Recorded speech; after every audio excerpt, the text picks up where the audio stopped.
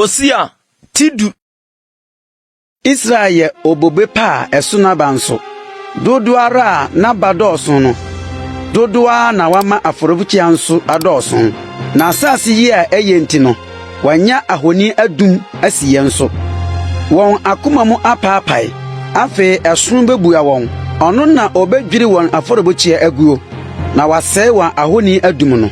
Na afe obeka se Yeni hene efise yen sura Awurade na ohene nso ede na obeyo ama yen.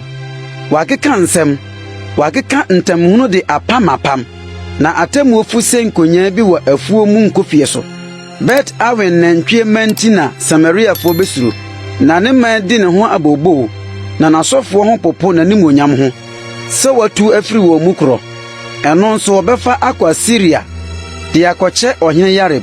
Ene wi obeka Efraim, na Israel ene ewu na ginatuo ho. Samaria de wobetwa ne hene atwene se nsuo ani ahuru, na wobɛsɛ Bet awen sronsro me a ene Israel bɔne no. Nkasɛ ne na nkyamsen bebifiri wɔn afɔrebukyia so, na wobɛka akyerɛ mepɔ sɛ mumakata yɛn so, ne nkokoɔ sɛ mumahwe yɛn so. Israel, wofiri Gibea nano so ayɛ bɔne. Ɛhɔ na wuginae. Gibea sa wotu no mabusufuo no so no anto wɔn. Ebra mepɛ na metwe wɔn aso. Na wɔhyiahyia aman aba wɔn so abetua wɔn mumuyɔ mmɔho no so ka. Na Efraim enantwiburu a wakyerɛ no na ɔpɛ ayukɔwie.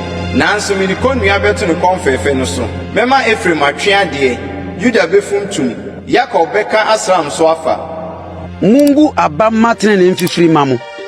Muntwa adɔyɛ so ade. Munno kwaye brentuo mfa. Na adu bra a wɔde hwehwɛ Awurade akyiri kwan. Kosi sɛ obeba abato tene nsuo ama mo. Mo afuntum abɔnefosɛm, mosuo na mo atwa. Mo adi atoro aba. Na wode wo ho to wo kwan. Ono mmerema dodo no so. Enti hoye bɛsɔre wo man no mu. Na wabɛsɛe wabandindin nyinaa. Sɛdeɛ Salman sɛe Bet Abel ɔkoda no. Wɔbɛtete enamu agu ma so. Saa na Betel ayɛ mo. Mo bɔne mu bɔne no nti.